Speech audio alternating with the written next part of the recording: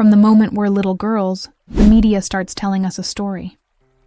You see it in movies, on your phone, on the covers of magazines.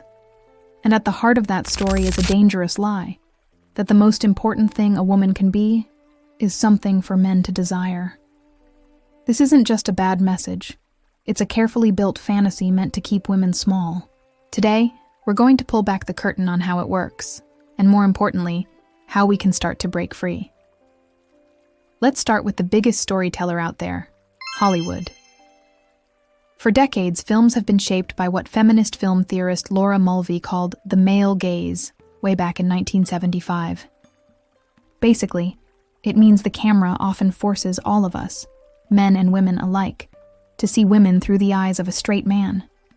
So often, women aren't introduced as people, but as bodies. The camera will slowly pan up a pair of legs or fixate on a chest before we even see her face. Her role is usually passive. She's the beautiful prize to be won, the damsel to be rescued, or the girlfriend who's only there to prop up the male hero's story. Think about it.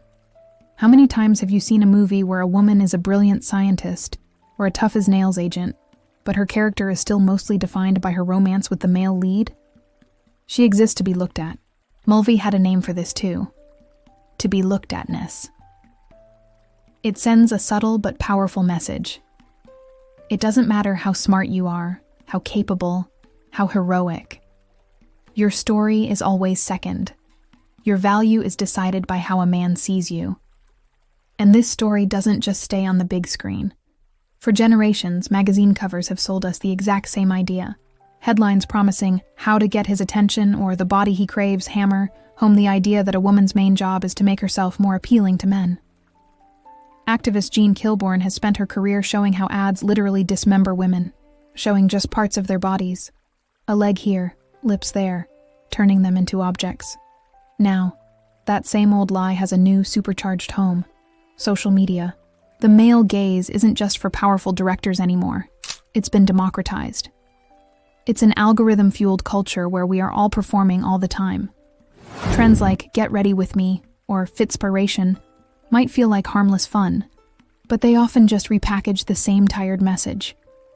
Your appearance is a project, and your body is for everyone else's consumption. Instagram and TikTok are overflowing with digitally tweaked images, creating a beauty standard that is literally impossible to achieve. The non-stop pressure to perform, post the perfect selfie, and chase likes has ignited a mental health crisis, feeding anxiety, depression, and body dysmorphia. So what happens when you're told, over and over, that your value is in being looked at? You start looking at yourself that way too.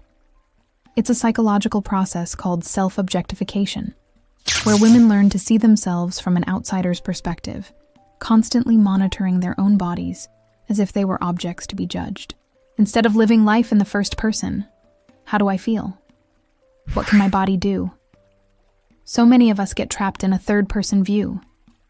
How do I look? And that constant self-monitoring is exhausting. Research links it directly to serious mental health issues, like depression, anxiety, and eating disorders. It's a huge distraction. It sucks our time, our money, and our mental energy into a never-ending hunt for outside approval, pulling us away from our goals, our passions, and our own lives. It is a dangerous lie because it tricks us into building our self-worth on the shakiest ground imaginable, what other people think. So, how do we get out of this trap? It's not as simple as just learning to love yourself. It's about a conscious, deliberate act of resistance. It's about taking back your own gaze. That starts with being a critical consumer of media. We have to get better at spotting the stories they're selling us and start questioning them. A simple tool is the Bechdel test. For a movie to pass, it needs to have at least 2 women in it who talk to each other about something other than a man. It's a shockingly low bar, but a huge number of films still can't clear it. We can also actively look for media created from a female gaze, stories that care about women's inner lives, their feelings, and what they desire, not just how they look to others.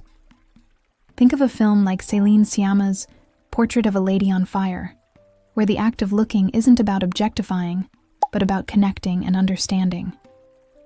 Ultimately, freedom comes from refusing to accept the media's definition of our value. It's the radical choice to believe that your worth is built in, not something that needs to be earned or validated. Your body isn't an ornament for the world to look at. It's the home you live your life in. Your life is not a supporting role in someone else's movie. It is the main event. Breaking free from this lie is a practice, and it's a lifelong one.